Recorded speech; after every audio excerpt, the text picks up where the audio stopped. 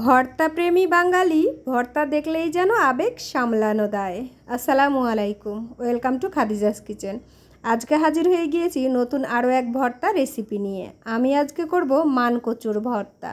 কচুটা এখানে কেটে ধুয়ে লবণ হলুদ দিয়ে ভাপিয়ে নিয়েছি চিংড়ি মাছ, শুকনো মরিচ, কাঁচা মরিচ, বেশ খানিকটা রসুন। অবশ্যই কচুতে রসুনের পরিমাণ বেশি দিতে হয়। আরও কিছু উপকরণ লাগবে, তবে এই কয়টা উপকরণ শুধু ব্লেন্ড করতে হবে। ব্লেন্ডারে দিয়ে খুব ভালো করে ব্লেন্ড করে নিয়েছি, ঠিক এমন আঠালো একটা ব্যাটার। এবার কড়াইতে দিয়ে দিব সরিষার তেল, কিছুটা কালো জিরে ফোড়ন দিয়ে ব্যাটারটা দিয়ে দিব। চেষ্টা করবেন অবশ্যই সরিষার তেল দিতে। সয়াবিন তেলেও হবে, তবে সরিষার তেলে বেশি মজা হবে। দেওয়া মাত্রই কিন্তু নাড়তে থাকতে হবে, না হলে নিচে বসে যেতে পারে।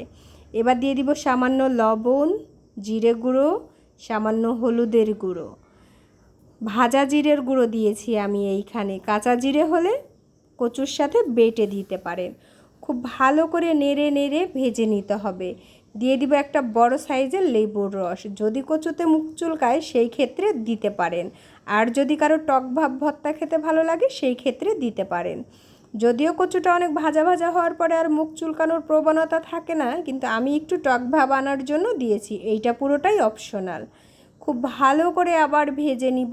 ঠিক এমন আঠালো হয়ে আসবে যখন, তখনই বোঝা যাবে ভর্তাটা হয়ে গিয়েছে। নিচে কিন্তু আর লেগে যাবে না। ঠিক এমন আঠালো একটা টেক্সচার। এবার পরিবেশন করে নিব।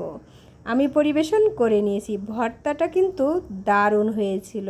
এত দারুণ একটা স্মেল আসছিল, গরম ভাতে তো জমে গিয়েছে। কখন যে এক প্লেট ভাত শেষ হয়ে যাবে বুঝতেই পারবেন না। আমার বাচ্চারাও কিন্তু তৃপ্তি করে খেয়েছে। এই যে আমি দেখুন গরম ভাত নিয়ে বসে গিয়েছি। অবশ্যই একবার বাসায় ট্রাই করে দেখবেন। ভালো লাগলে পেজটিকে ফলো দিয়ে সাথে থাকবেন।